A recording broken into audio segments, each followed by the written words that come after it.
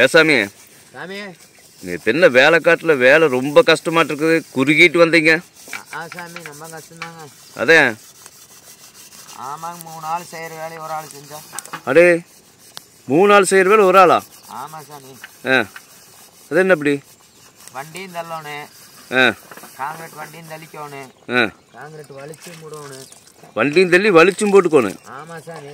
வலிச்சு ஒரு கால் கிடையாது, வலிச்சு ஒரு கால் இல்லைங்க, வலிச்சு மூடணும்.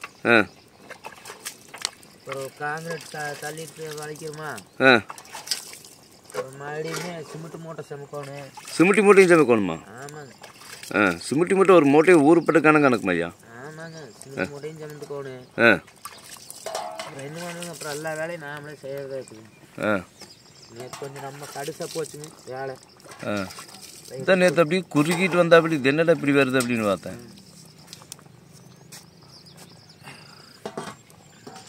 அம்மாமே வேலை ஓவருங்க நேற்று.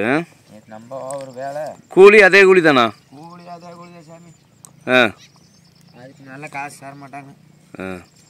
வேலை அதிகமாக இருந்தாலும் அதே கூலி தான். கம்மி வேலை கம்மியாக இருக்கிறதுக்கெல்லாம் வாய்ப்பு இருக்குதா? கம்மியாக வேலை இல்லை சாமி, அதுக்கெல்லாம் எப்பவுமே கிடையாது. கம்மியாக இருக்கலாம் வேலை இல்லைங்க, எப்பவுமே கஷ்டம்தான். எப்பவுமே கஷ்டம்.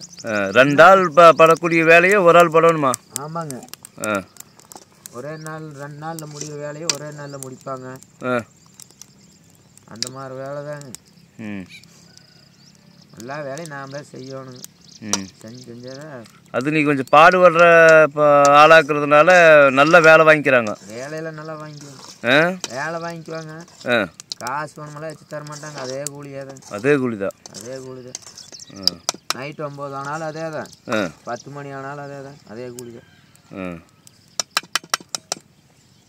வாரமான கூலியா? வாரமானத்தான் கொடுப்பாங்க. அது வாரம் கொடுக்குறக்குள்ள போதுமான 1000 சம்பளம் வாங்க இருக்கும். கரெக்டான நேரத்துக்கு கொடுக்க மாட்டாங்க. கரெக்டான நேரத்துக்கெல்லாம் சம்பளம் கைக்கு சிக்காது. தன்னை வாடும் பட்டு போட்டு சம்பளம் கரெக்டாக வராது. சம்பளமெல்லாம் கரெக்டாக வராது. அது தின்னெல்லாம் நேற்று இந்த ஒரு வாரமாக இங்கே இருக்கிற நேற்று மட்டும் இவ்வளவு சிரமமாக வர்ற அப்படியே என்ன பண்ணுறது. ஒரு அங்கேருந்து நடந்து வரணும், நடந்து வந்து இங்கே சோறு தண்ணி ஆக்கி என்ன பண்ணணும், வண்டி ஆகும்போது சரியாக போச்சு. நேரம் கரெக்டாக இருக்கு. 10 ரூபாய்ச்சி தர மாட்டாங்க சாமி. 10 ரூபா இந்த டீ குடிச்சுக்கான்னு 10 ரூபா வச்சு தர மாட்டாங்க. பாடுறா வேலை வேலை தான், நீ வேலை.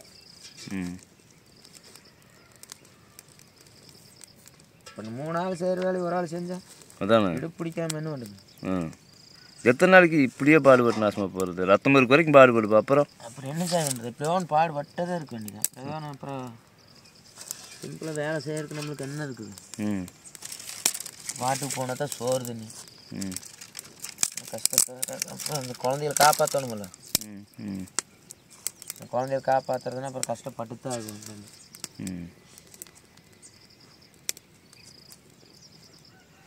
இதெல்லாம் மனுஷாமி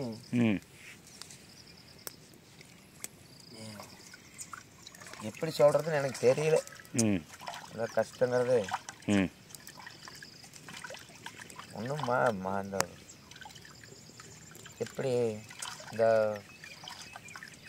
நாய்க்குங்களோட சொல்லுவாங்க சுகம் அப்படின்னு, அதோட சுகங்கோட நம்ம மனிதனுக்கு கிடையாது. எனக்கு நாய்க்கு கிடைக்கிற சுகம் கூட மனுஷனுக்கு கிடையாது. கூலிக்காரு கிடையாது, கூலிக்காரனுக்கு கிடையவே கிடையாது.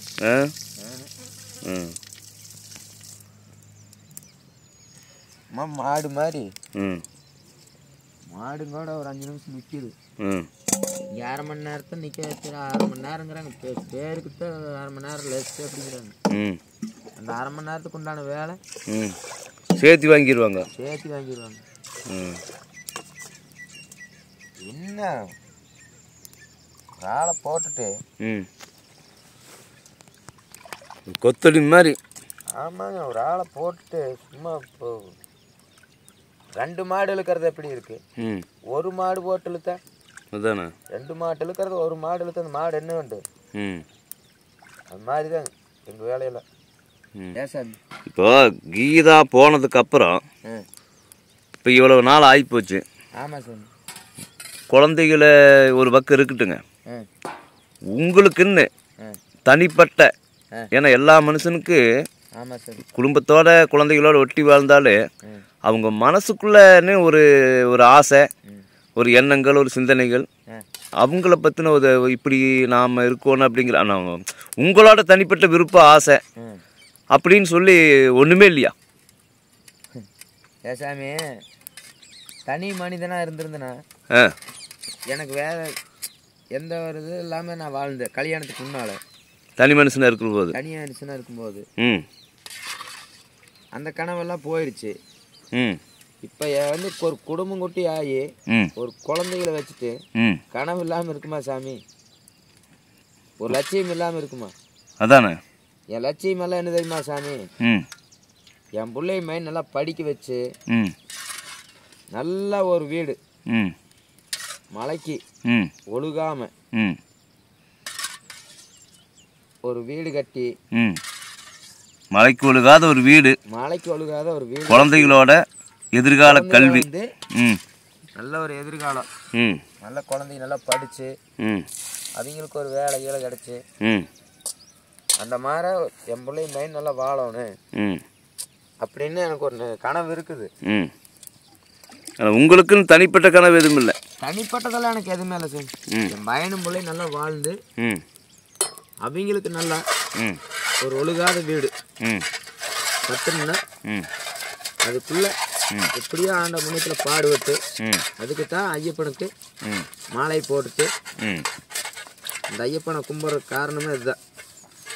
எப்படியோ ஐயப்பா, எப்படியோ ஒரு விஷயத்தில் கஷ்டப்பட்டு நான் இந்த வீடு ஒன்று கட்டிட்டேன்னா என் பிள்ளையும் பையன் நல்லபடியாக வந்து இப்போ தங்கறக்கு இடம் இல்லை, இந்த ஓலை பிடிச்சி இதில் தான் வாழ்ந்துட்டு இருக்கிறேன். மழை வந்தால் தொடர்ந்து ஒழுகுது சாமி, மழை வந்தால் ஒழுகுது சாமி. அதனால வந்து என் பையனும் பிள்ளைக்கு நல்லா ஒரு வீடு வந்தாங்கன்னா ஹாஸ்டல்லையோ எங்கே இருக்கும் படித்து வந்தாங்கன்னா நிம்மதியாக படித்து தூங்குறதுக்கு ஒரு வீடு இருந்தால் போதும் சாமி. எனக்கு லட்சியமே என்னுடைய இதுதான். நான் என் பையனும் பிள்ளை வேறு எதுவுமே இல்லை, வேற லட்சியமே இல்லை, எனக்கு இதுதான் என்னுடைய லட்சியம். எப்படியோ கஷ்டப்பட்டு வீடு கட்டிட்டா போது. அப்புறம் சாமி, அப்புறம் ஐயப்பனை என்ன பண்ணாலும் சரி, அப்புறம் ஆண்டவனை எப்படி கூப்பிட்டாலும் நான் போய்க்குவேன். அதுதான் லட்சியம் சாமி. படிப்பு தான். இவ்வளோ கஷ்டப்படுறோம், இந்த ஐயப்பனுக்கு போய் கும்பிட்டு எப்படியா ஐயப்பா எனக்கு ஒரு ஒழுகாத ஒரு வீடு, என் பையனும் பிள்ளை வந்த அந்த மலைக்கு ஒழுகாத அளவுக்கு ஒரு வீடு இந்த போது அப்படிங்கிறக்காகத்தான் நான் எல்லாமே வேண்டிட்டு இருக்கிறேங்க. அது எம்பட கஷ்டங்கிறது யாருக்கு வரவும் கூடாது.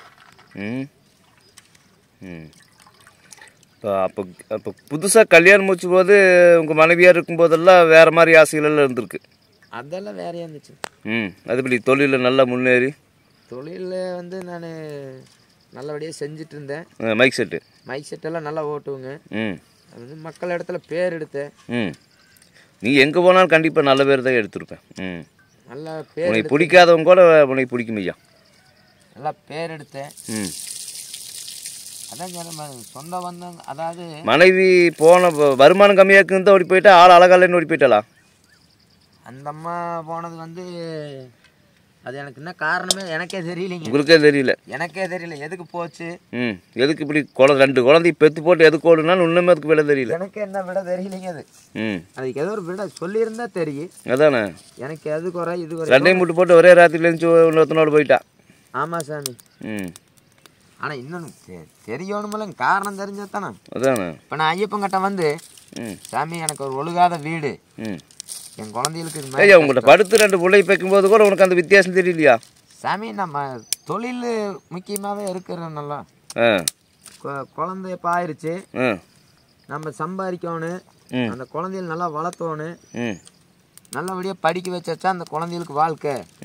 ஏன்னா நான் சின்ன பையன்லேருந்தே கஷ்டப்பட்டுருக்குறேன் கொஞ்ச நாள், எனக்கு படிப்பறிவெல்லாம் கிடையாது. அதனால வந்து நான் இந்த படிப்பே இல்லாமல் இந்த மைசெட் தொழில் பழகினேன். அதனால வந்து அந்த மைக் செட்டுக்குள்ளே போகாட்டி எனக்கு கொஞ்சம் அறிவு வேறு மாதிரி வந்துருச்சு. புரியுது. அது நல்லா கற்றுக்கிட்டு அனுபவ அறிவுக்கு நல்லா வந்துடுது. இருக்கிறதுனால மக்களுக்கு உன்னை ஊரா மைக் செட் கட்டும்போது மக்களுக்கு உன்னை நல்லா பிடிச்சி போச்சு. மக்கள்கிட்ட நல்லா பழகுவேன், சோசியலாக இருந்துக்குவேன். அதாவது நல்லபடியாக யாரையும் எதிர்த்து பேச மாட்டேன். அவங்களுக்கு தேவை என்னமோ மைக் செட்டுக்கு உண்டான காசு தான் வாங்குவேன்.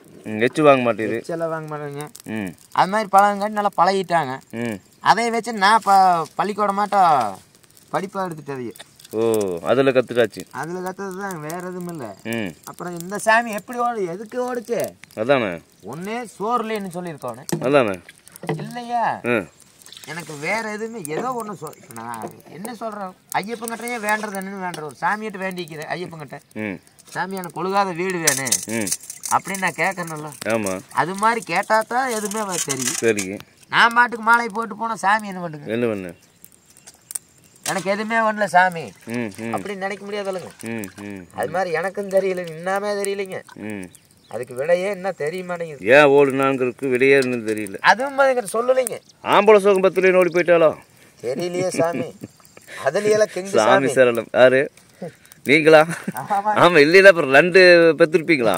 அதனால கிங்கோ. ஐயோ ஐயப்பா, நீங்க வேற இப்படி கேட்டீங்களா?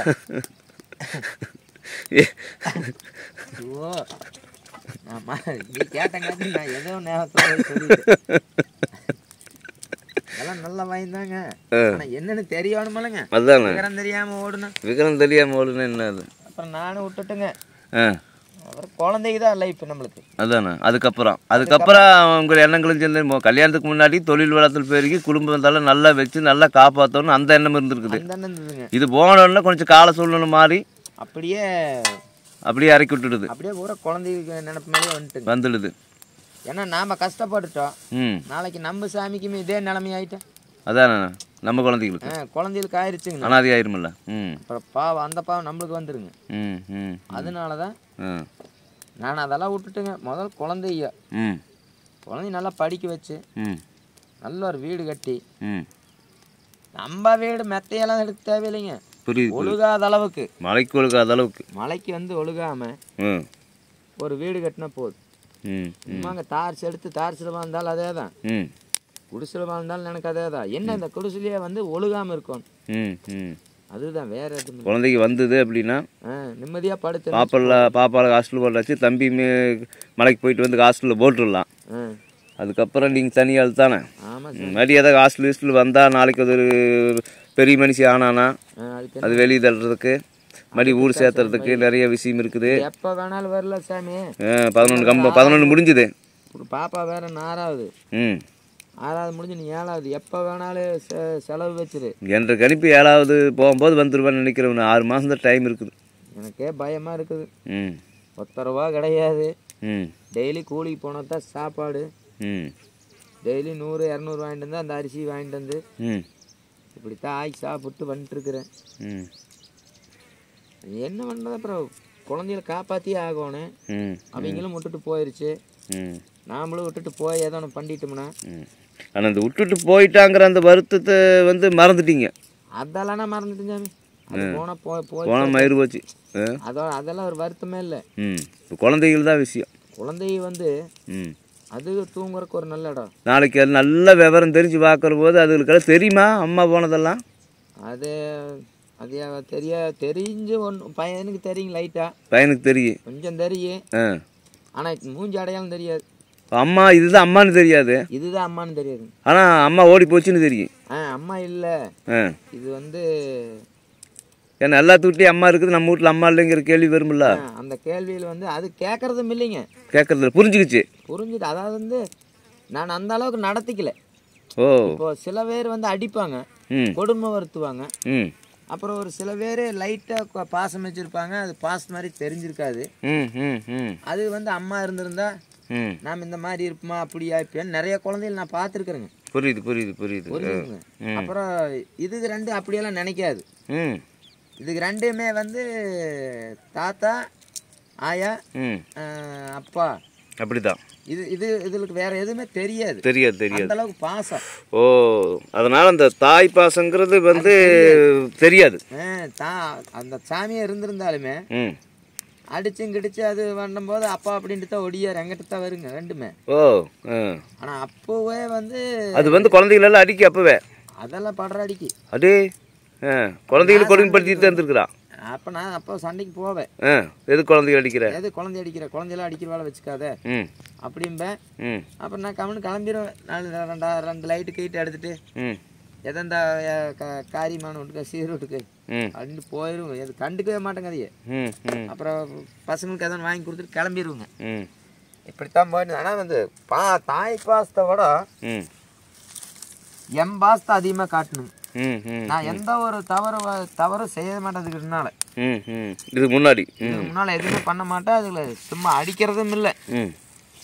ஒன்றும் அடிச்சு படுற கொடுமை வண்டி இது மாதிரி. அதனாலதான் கல்யாணம் வேண்டான்ட்டு.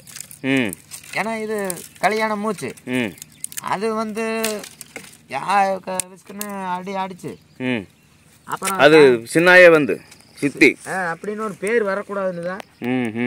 அப்போ பாரு அம்மா போன இன்னொரு கல்யாணம் மூச்சு சித்தி கொண்டு வந்துட்டு நம்மளுக்கு கொடுமைப்படுத்துறாங்கிற பேர் வந்துரு. அந்த பேர் வந்துரு. அது மனசுக்குள்ள ஏகப்பட்ட சங்கட்டமாயிரும், மன உளைச்சல் காலாயிருமா. அப்புறம் அதுக்கு ஒரு குழந்தையா இருந்துச்சுன்னா அப்புறம் அதைத்தான் அதுவாக்கு குழந்தையா அதுக்குன்னு சொல்லுங்க. குழந்தையாவது ஆகல. ஆனா இருந்தாலே அந்த அந்த இன்னொரு பொம்பளை வந்து நம்ம குழந்தைய பெத்த பசங்களை அடிக்கும் போது அதானே நம்மளுக்கு எப்படி இருக்கு. புரியுது புரியுது புரியுது. அது ஏகப்பட்ட சிரமங்க. அதனால வந்து நம்மளுக்கு மேரேஜ் வேண்டாம். கல்யாணம் இன்னொரு கல்யாணங்கிறது வேண்டாம். இப்படியே இருந்துக்கலாம் அப்படின்ட்டு பாசெல்லாம் குழந்தைங்க மேலே நல்லா இருக்கும். அதான் தாய் பாசமே தெரியாதெல்லாம் குழந்தைக்கிற மாதிரி. புரியுது புரியுது புரியுது. இன்னும் வந்து என்னை கேட்டதே இல்லைங்க. அம்மா எங்க என்னை பெத்தவங்கன்னு இது நாள் வரைக்கும் என்னை கேட்டதில்லை. கேட்கவே கேட்காது. என்னை வந்து எங்க பாப்பாவே அப்படித்தான். ஏப்பா நீ வந்து பார்க்கலன்னு தான் கேட்கு. ஹாஸ்டல்ல ஏன்னா வேலைக்கு போகணும். அதான் தெரியும். பாப்பா நாளைக்கு வந்துச்சுன்னா ஒரு 4 நாளைக்கு 5 நாளைக்கு லீவ் வருதுல்ல. ஆமாம். அதுக்கு ஏதாவது செலவு காசு வேணுமில்லைங்க. அதானே அதுக்கு போக வேலைக்கு போனால். ஆமாம். அப்புறம் நாளைக்கு அப்புறம் அது வந்து சாப்பாட்டுக்கு போக கொஞ்சம் கொஞ்சம் மிச்சம் பண்ணி வைக்கணும். ஆமாங்க. ஏதோ 10 50 எடுத்து வைப்பேங்க. பாப்பா வந்துச்சுன்னா ஏதோ நாளாக எதோ கண்டிப்பாக பண்ணி போட்டு சந்தோஷமாக தாட்டிடுவோம். ஆனால் ஜம்முன்னு போய்க்குங்க. அதெல்லாம் எந்த பிரச்சனையும் பண்ணாது. பார்க்க வரலைன்னா மட்டும்தான் பேசு. நாளைக்கு அது ஒரு உனக்கு நான் சிறந்த தாயா வந்து நிற்பாயா. இப்படி வளர்கிற பொன் குழந்தைக்கா. ஆமாங்க. அப்பங்கிட்ட வளர்கிற குழந்தைக்கு அப்பா வளர்த்துற பொன் குழந்தைக்கா தப்பே ஆகாதையா. தலை சிறந்த பண்புள்ள பிள்ளையா வருவான். ஆமாம் தலை சிறந்த பள்ளி. ஏன்னா நம்மகிட்ட நம்மளை பார்த்து வளருதுல்ல. அப்பனை இப்படி பண்ணுது நானே இருக்கிறேன் எனக்கு நல்லா தெரியாதுக்கு. தாத்தனை இப்படி பண்ணுது, தாத்தனை இதை செய்யுது, தாத்தனை அதை பண்ணுது. நம்மளை பார்த்து பார்த்து வளர்றாங்கல்ல. நல்ல பண்புள்ள குழந்தைகளை வந்துடுவாங்க. நாம் யார் குழந்தை இந்த காலத்து குழந்தைகளை கற்றுக் கொடுத்து இப்படி இரு அப்படின்னு சொல்ல தேவையில்லை பகவானே. நம்ம நடக்கிற நடத்திலேயே குழந்தைய கற்றுக்கு. நான் எதுவுமே சொல்ல மாட்டேங்க. சாமிக்கு மட்டும் எதை பார்க்குதோ அதுதானே உள் மனசில் பதியே. ஆமாம் ஆமாம். நான் எங்கள் சாமிக்கு வேணும் சொல்லுவேங்க. எங்கள் சின்ன சாமிக்கு பையனுக்கு சமையல் வேலை சொல்லி கொடுப்பேன். எதான். ஆமாம். பாப்பா வந்துச்சுன்னா அதே உட்காந்து பாக்கு கேட்காதுங்க. உட்காந்து பார்த்துட்டு இருக்கு அப்பனை என்னென்ன பண்ணுது அப்படிங்கிறத பாக்கு. ஆனா இதுக்கு நான் சொல்லி கொடுத்துட்டே இருப்பேன். ஏன்னா இது ஒண்ணுதான் பக்கத்துலயே இருக்குதா. ஆம்பளை பையனா போச்சு. அதனால சொல்லி கொடுப்பேன் நிறைய. இந்த மாதிரி இருக்கு அந்த மாதிரி இருக்கு இப்படித்தான் இருக்கணும் அப்படிங்கிறதெல்லாம் சொல்லிட்டு இருப்போங்க.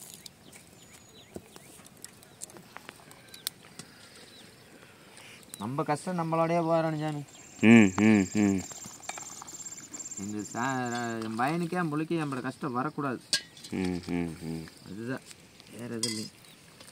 இதுதான் மனசு பிறவியாக பிறந்ததுக்கு ஒரு உயர்ந்த மாண்புன்னு தமிழில் சொல்லுவாங்க. அந்த அளவுக்குலாம் பார்த்தாது.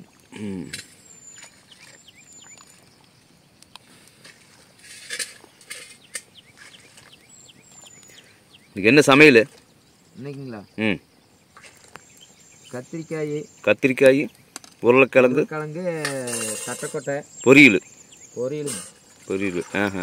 அப்புறம் ரசம் வைக்க வேண்டியதாங்க. அப்புறம் அதுக்கு ரசம். இன்னைக்கு பொரியல் கத்திரிக்காய் உருளைக்கிழங்கு தட்டைக்கொட்டை பொரியல் ரசம். சரி. அப்போ பெரிய வெங்காயம் தெரிஞ்சு வெங்காயம் முகாயில் தக்காளி எல்லாம் போட்டு தாளிச்சு விடுங்க. உள்ள கொட்டினா வதம் ஆயிக்குது. ரசம் வைக்க சோறு வச்சிட்டிங்களா? Super super super super super. ஓயா அந்த ஆண்டவனுக்கு ஐயப்ப வழிகாட்டுவான். ம் ஆமாங்க, கண்டிப்பாக ஐயப்ப எனக்கு ஒரு நாளைக்கு வழி ஆட்டாமே வழி ஆட்டு. ம் அதே ஓ சாமிக்கு மாலை போட்டு மாலை கழட்டிட்டு வந்து சாமி சாமிக்கு போய் மாலை செலுத்திட்டு வந்து சரிங்க எப்படியே ஏதோ ஒன்று பண்ணி இந்த குடிசையை ஒழுகாத ஒரு கோயிலாக்கிடல விடு. ம்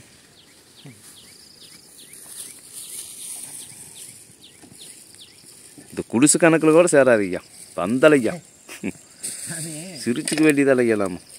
காசு நம்மக்கிட்ட அந்த அளவுக்கு வசதி இல்லை சாமி.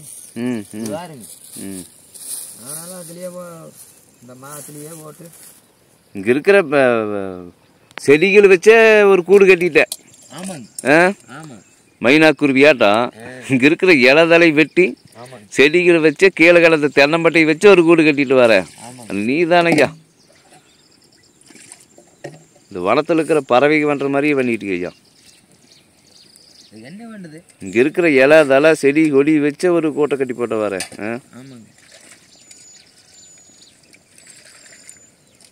சரி தேங்காய் என்னடா சாமி தேங்காய் உடச்சி வச்சுக்கோ. துரி போட்டுலாக்கோ, கொஞ்சம் கம்மியாக போடணும். கொஞ்சம் பொரியலுக்கு தக்காளி நிறைய போட, அப்போ ருசி வரும் சாமி. ருசிக்காக சாப்பிட்றதில்ல சாமி இது. என்னையா அப்புறம் நேற்று பொழுதோட கதையை கேட்டீங்கன்னா சிரிப்பு. நீ வேலைக்கு போயிட்டீங்க. அந்த சாமி அது பூசகமே ஒழிச்சு போச்சு அந்த பருப்பு. அது அதாவது நேற்று நைட்டு வச்சது நேற்று 3 மணிக்கு தின்ன எப்படி இருக்கு, அப்படியே போட்டு தின்னுட்டேன். அப்படியே பழமை பேசிட்டே சாப்பிட்டேன், கெட்டு போச்சு. சுண்டை வச்சிருந்தா நல்லா இருந்திருக்கு. சூடு பண்ணிக்கு சொன்னா சாமி வைக்கல. தக்காளி நம்ம வாங்கிட்டு வந்துக்கலாம், ஒரு 4-5 தக்காளி போடு, அப்போ தான் கொஞ்சம் ருசி வரும். இது சீரகம் வாங்கிட்டு வந்துருக்கு பாரு, அது பாரு போடு, வெள்ளை வெங்காய் போட்டு தட்டி போடு, சீரகத்தை போடு, தக்காளி போடு, அரிஞ்சு போட்டு எண்ணெய் ஊற்றி எண்ணெய் ஊற்றி கடுகு கருவேப்பிலை போட்டு வணக்கி விட்டு காய் எடுத்து கொட்டு, வேலை முடிஞ்சு போயிரு. வேறு சோறு பொங்கிட்டு தான் இருக்குது.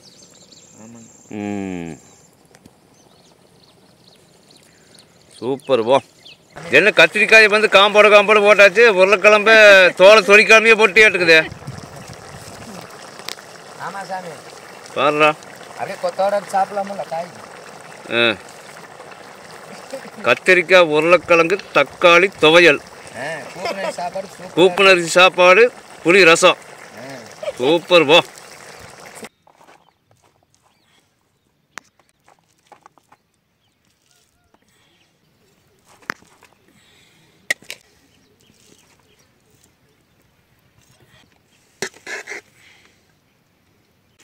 இந்த காய் வைங்க.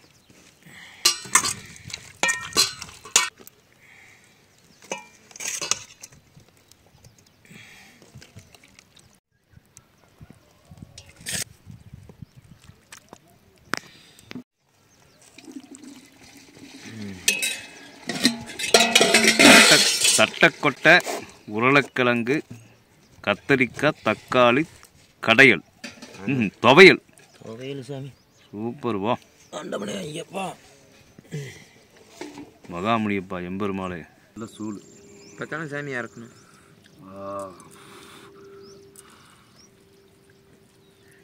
சாமி தண்ணிக்கு போதா?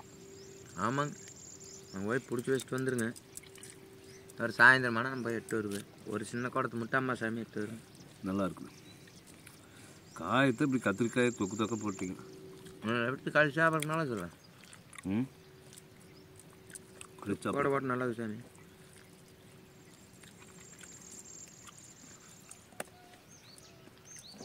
உருளைக்கிழங்கு தோலோடு போட்டீங்க.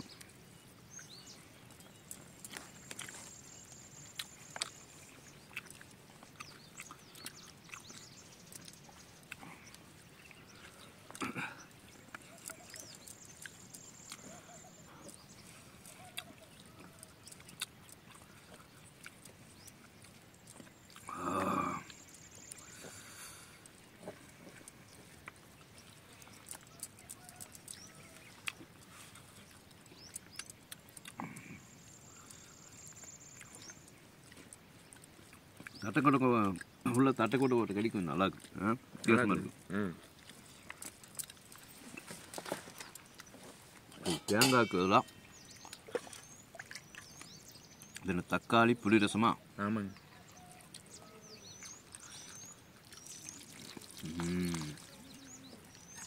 ஊற்றுட்டா கொஞ்சம் எனக்கு கொஞ்சம்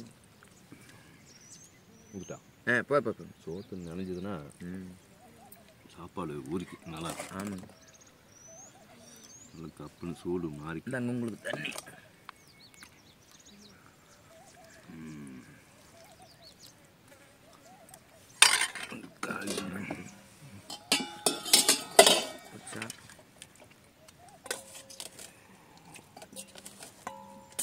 என்ன சாமி?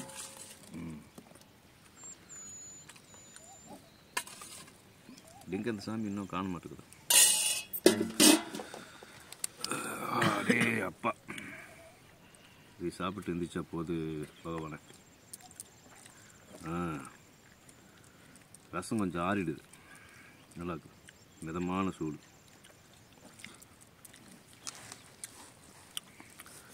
சூப்பர் சாமி, நல்லா இருக்குது. மூணையும் கலந்ததுக்கு நல்லா இருக்குது. நான் செஞ்ச சமையல் நல்லா இருக்குதுங்களா?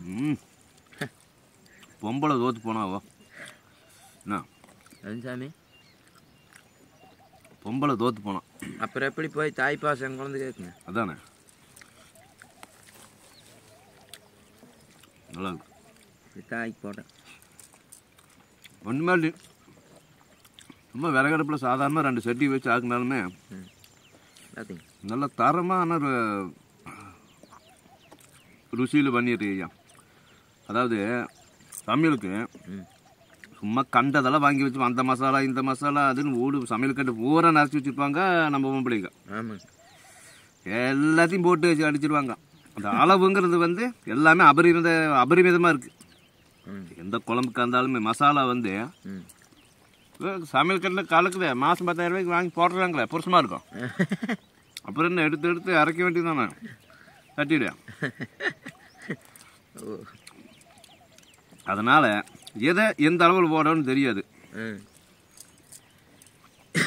அதனால் அந்த இந்த இப்படித்தான் ஆக்கின நாகரிகமாக ஆக்கி தின்னாலுமே அது ருசி வராது. இப்படி 10 பத்தாமல் போட்டு பண்ணுற போது தான் நமக்கே அறியாமல் அந்த அளவு சீராயிருது. சீரகம் எத்தனை போடணும், பூண்டு எத்தனை போடணும், புளி எத்தனை கரைக்கணும் அப்படிங்கிற போது 10 பத்தாவது பண்ணும்போது அது சீராயிக்குது. அதனால தான் இந்த ருசி.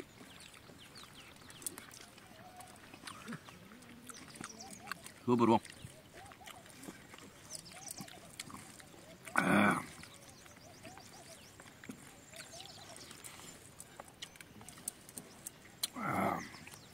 என்னையே தண்ணி கதக்காக இருக்குது.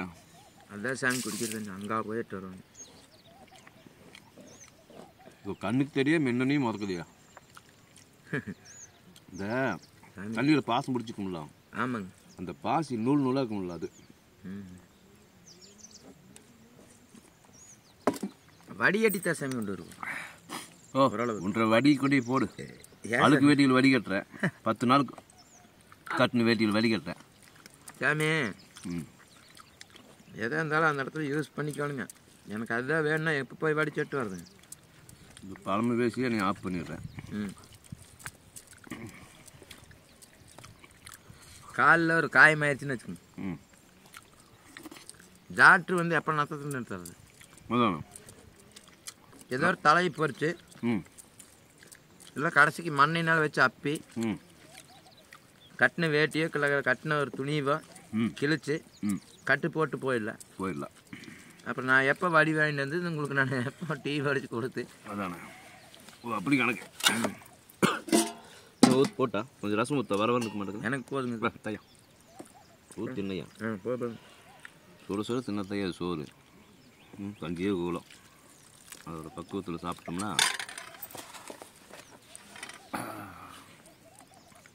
ஆண்டாவை தனக்கு தானே திருப்தி அணைச்சிக்குவான். இன்றைக்கி ஏதோ சுடுசோறு கொடுத்தோம்டா அவனுக்கு அப்படின்னு. நாம் சோத்தை வெட்டி வேணும் இல்லையா, பாடுறா திமுறை. நாம் கஷ்டப்பட்டு இத்தனை மக்களுக்கு படி இழந்து கடைசி நேரத்தில் இவனு திங்கிட்டுன்னு கொஞ்சம் மிச்சமிக்கிறது படி இழந்தோம்னா இவனுக்கு ஒரு திமுரு எடுத்து கீழே கொட்டுறான் பாருயா அப்படின்னு காசு இவனுக்கு கூட பட்னி கிடக்கிற பொழப்பு கொடுத்துருவான். அந்த COVID-19 ஒன்று வந்ததில்ல, ஊரெல்லாம் போட்டு கதை வளைச்சி படுத்துருந்தாங்களோல்ல, அப்போ தெரிஞ்சிருப்பாங்க மக்கள் சோத்தோட அருமை என்ன அப்படின்னு.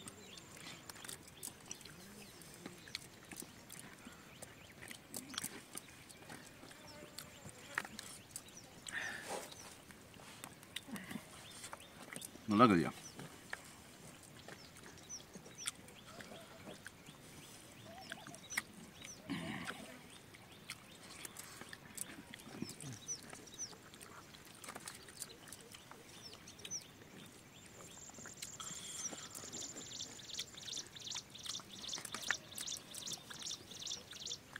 ஆமாம், நேற்று ஆட்டின தக்காளி சோறு இருக்குன்னு நினைக்கிறேன். ஓ வேலை பாரு சுடுசோத்துனையா. ஆமாம் சாமி, மறந்துட்டேன். ஐயோ குமாரே, சாமி சோகத்தை வேலை ஆளுங்க மத்தியானுக்கு தேன் தின்னையா ஏயா அப்படி பண்ணுற பழைய சோத்துன்ட்டு. நாங்களாம் மத்தியானம் விரதம் சாமி. 2 நேரத்து எந்த சாமியை சொல்லிச்சு விரதம் இருக்கணும்? சோறு திங்க வேண்டாம் என் சாமியை சொல்லிச்சாயா? சோறு தின்தான் தானே போய் மலையேற முடியும். என்னையா உங்க பக்தி, வெங்காய பக்தி? சாமி சோறு திங்காம வாங்கடான்னு சாமி சொல்லிச்சாயா உங்களை? நேற்று நைட்டு எல்லாத்துக்கும் ஒரு காரணம் இருக்குதுயா. இப்போ ஐயப்பனுக்கு நெய்க்காய் கொண்டு வரோம், நெய் தேங்காய் கொண்டு வரோம்ல. உடனே நம்ம ஆளுக்கு என்ன தெரியுமா? ஐயோ அந்த நெய்க்காய் வந்து அப்படியே கோழி மொட்டாட வேறேன்னு தேங்காயாட்டவே தேவைஞ்சிருக்கணும். அப்போ தான் உனக்கு நீ தப்பு பண்ணாத நல்ல நேர்மையாக வந்திருக்கிற, இல்லைன்னா தப்பு பண்ண வேண்டிக்கணும் 4 பேருக்கு முன்னால் அவமானப்படுத்துவான் வைத்தியக்காரனுங்க. சரி சாமி, நெய்க்காய் எதுக்கு கொண்டு வரோன்னா ஐயப்பன் வந்து நெய் அபிஷேக பிரியர். சரிங்க, அவருக்காக நம்ம நெய் கொண்டு வரோம். அந்த காலத்தில் சொரப்புருளையில் கொண்டு போனால் உளுந்து உடஞ்சி போயிடும். ஆமாம், அன்றைக்கி ஈய பாத்திரமோ சில்வர் பாத்திரமோ கிடையாது. சரி, மண்ணு களையத்தில் நெய் கொண்டு போனாலும் உளுந்து உடஞ்சி கிழிஞ்சு போயிடு. நம்ம கொண்டு போய் சேர்த்த முடியாதுங்கொசரம் தேங்காயில் ஒரு ஓட்டை போட்டு அதில் ஒரு இன்னைக்கு வந்து எதை வச்சு அடைக்கிறானுங்க.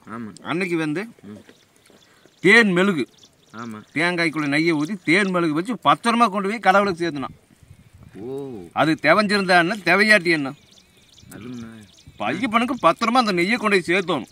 ஆமாம், அது கொலை கொலை இருந்தானே எது இருந்தா என்ன, தேவைஞ்சிருந்தா எப்படியா மண்டை மேலே ஓடுங்க, டொப்புன்னு ஒழுகு. ஆமாம், தண்ணியாட்டு இருந்தால் தானே அது வந்து நெய் வந்து சிலையில் படிஞ்சு ஒழுகு.